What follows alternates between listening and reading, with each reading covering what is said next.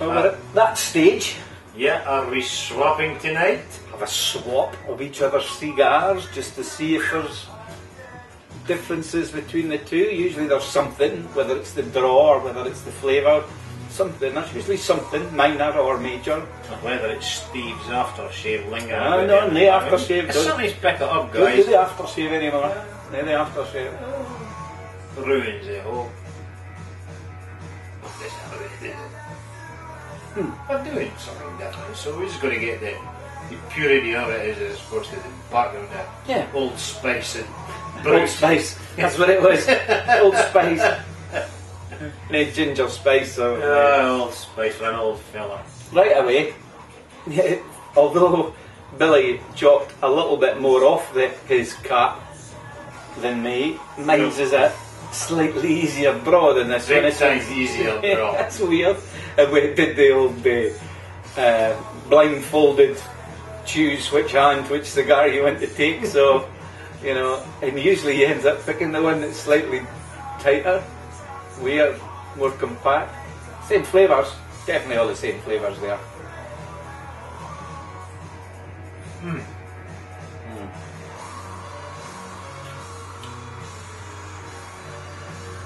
But having said that, I think there's subtleties there that what's coming through your cigar, I feel, is slightly drier in the mouth, or drying in the mouth. Yeah. Oh. There's got slightly more intensity to it. Yeah. I think that one's more rounded. It's more. Just to sum it up rather than bore you to death. Yeah, yeah. It's got more. Yeah. It's got more of the flavours.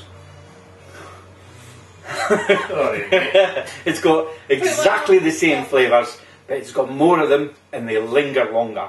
Whereas that one just has all the flavours there, and although it's a long finish, this is a very long finish. It's a great cigar, that one. I can score again, didn't You I? did. You did. You did. You did. You're a ball and a half, you. I'm sure you knew to start with which one I was getting. You want to keep that for a while? Sure. Exactly the same flavours everything was spoken about. No, just a comparison, and the comparison is Billy's one's slightly more intense are the flavours, all of the flavours that are there that I've got in mind, because it's a slightly more more tobacco in it, I would say. Both the same cab. I think that one's got a sweeter edge. Yes. I think that makes it. I would agree. I said more rounded. Yep. It's a sweeter edge to it. We were talking about cream earlier. Yeah. And I mentioned condensed cream because it's sweeter and creamier. I think Steve's got the cream and everything else, but he ain't got the condensedness about the sweetness. Yeah, I think that's the difference. Well, So if you like a sweetie, guys, that's the one. If you prefer a sour plume, it's his one. sitting next to each other. Alright. Crazy, is it? Just Back now. at a halfway stage, I would think, somewhere about there, Bill. Yeah. Not a lot more to say about it, guys. It's just an enjoyable. Just thought we'd fill you in on how the halfway stage is just the same as the rest of it. Thought wonderful.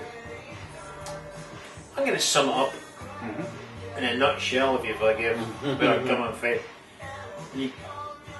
Walnut whip. It's a walnut whip. With everything in it. The walnut, the chocolate, maybe even as a chocolate bean, vanilla bean, Creaminess, sweetness. Yeah. There's also got to be some salt in there. Chocolate's always got salt. These are things you add in. And chocolate can take your get the back of your throat a wee bit if you eat too much of it. It ain't quite there with that, but I'm sure by the time we get to the end of it, we're going to be in a wee bit, because the cigar is there, like, getting stronger.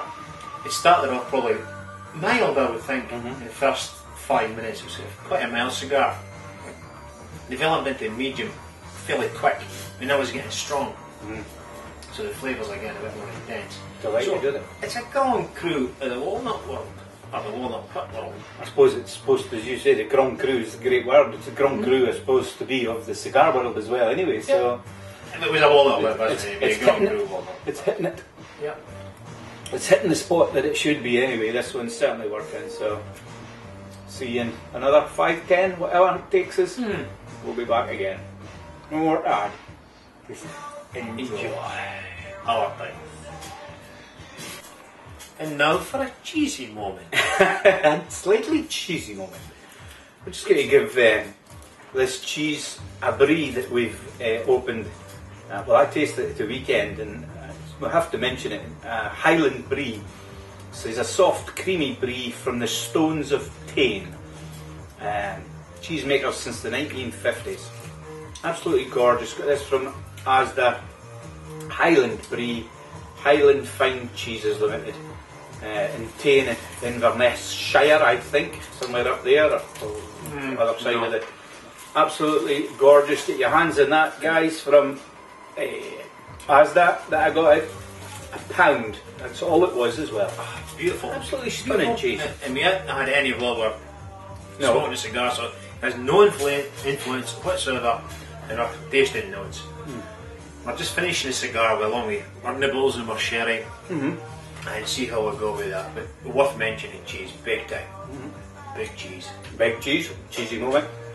The beers that went along with tonight's tasting was a Badger's Tanglefoot, along with, I can't remember, I think it was a Jennings Cocker Hoop, and also a Thwaites, what was it called again? Sit down there. No, that's a Tanglefoot. There's a Thwaites one. What was it called again? Something right. Wainwrights? Wainwrights, Thwaites. Guys will know them. Two different ales and pale ales and bitters. All Cheese nice. was the main event there. Cheese was the main event.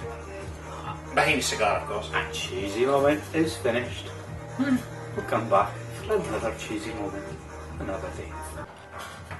Well guys, that's us just about heading to the finish, the final moments of the Cohiba Robusto, I said. Because he's got the Cohiba and I've got the Cohiba. As we said earlier, I've got the better one, he's got the less.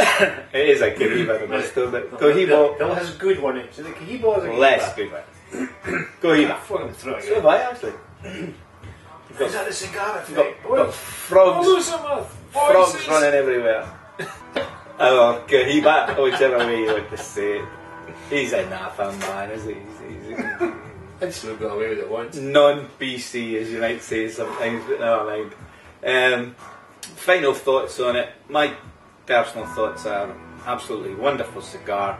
Billy's is better. Tonight, his is a better cigar. This is, I mean, I'm not going to faff around. This is a 90 cigar. Probably could get better. It will get better. It's March 10. It'll get a lot better.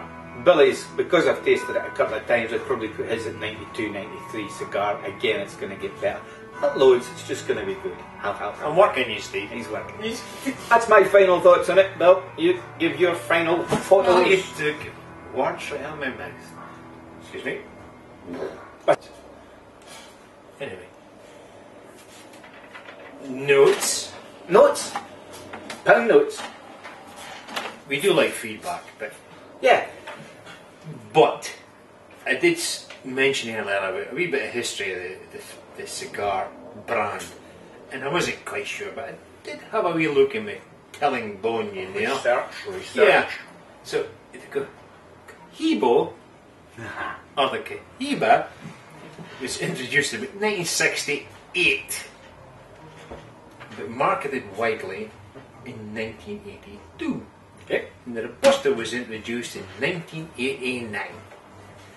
So there you go. Fantastic. Rating? Go on. Oh, it was a 92. It was a 92. Yeah, I was right. You did take a words out of my mouth. 92, it's up there for me. I love it, and I wish you had another. How many have you got of these ones? Box. We'll be purchasing more of these anyway. Definitely. The back of this one, get a box on about the same date, and we may come back with a second review on these sooner than you think. But right now, lovely cigar. Would you buy a box? Definitely buy a box. I did, and I will again. I would, if it's young box. Was it 2000? 2010. 2010. So, ain't an old cigar. Got a lot going on, and I think it'll only get better. Certainly get better tonight. Certainly is. And it's a final root toot. And we're out. Good night. I think I got away with it. Not mentioning the No, word. you never.